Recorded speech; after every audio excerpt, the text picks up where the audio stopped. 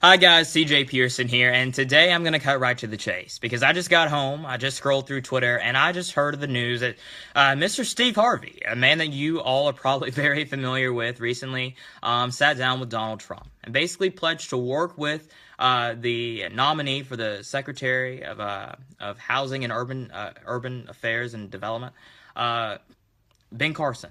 He said that he looks forward to working with Ben Carson on helping the problems that we have in our inner cities. And immediately after taking this meeting, Twitter rushed to condemn this man. Black Lives Matter rushed to condemn this man. The media rushed to condemn this man for showing an interest in advancing the interests of people who look like me under the administration of Donald Trump. Black Lives Matter is condemning Steve Harvey for sitting down with the man who in 2 weeks, or less than that actually, is going to be the President of the United States, the leader of the free world, the Commander-in-Chief.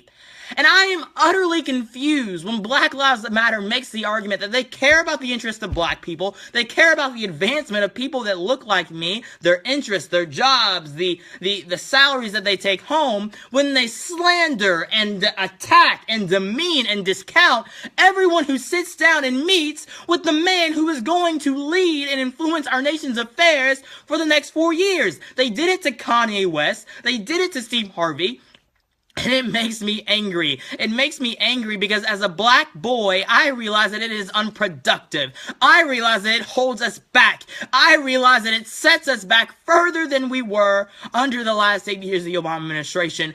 A task that seemingly seems a bit unsurmountable, but trust me, the Black Lives Matter movement is making it seemingly very capable of surmounting that. And that makes me angry. They're called coons. They're called house niggas or whatever, because they decided to sit down with the man who's going to lead our country the next 4 years. No, they are not, but they care more about the prosperity of the black race than people like DeRay or Al Sharpton or even John Lewis seemingly care about today, seeking to delegitimize the presidency of Donald Trump. This man was constitutionally elected, more than 300 electoral votes. Last time I checked, Mr. Lewis, I understand with all due respect, you are a leader of the civil rights movement. I respect what you did. But last time I checked in my civics class, the way that we elect presidents of the United States is by the Electoral College. And last time I checked, Mr. Trump won more than 300 of those votes. And so you want to sit here and talk to me about this president not being legitimate?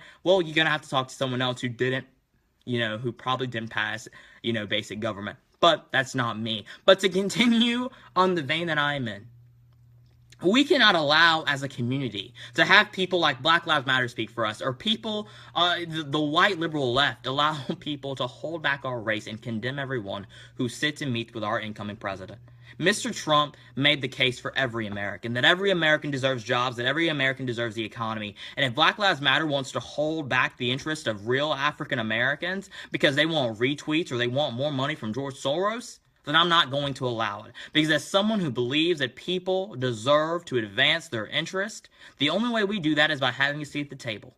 Not by giving up a seat at the table. Not by throwing the chair that is seated at the table out the window. That is not how we advance as a people, and not how we advance as a society. And so Black Lives Matter, have a seat, shut up, and sit down. Because you are disgusting. Your self-serving agenda does nothing for black people.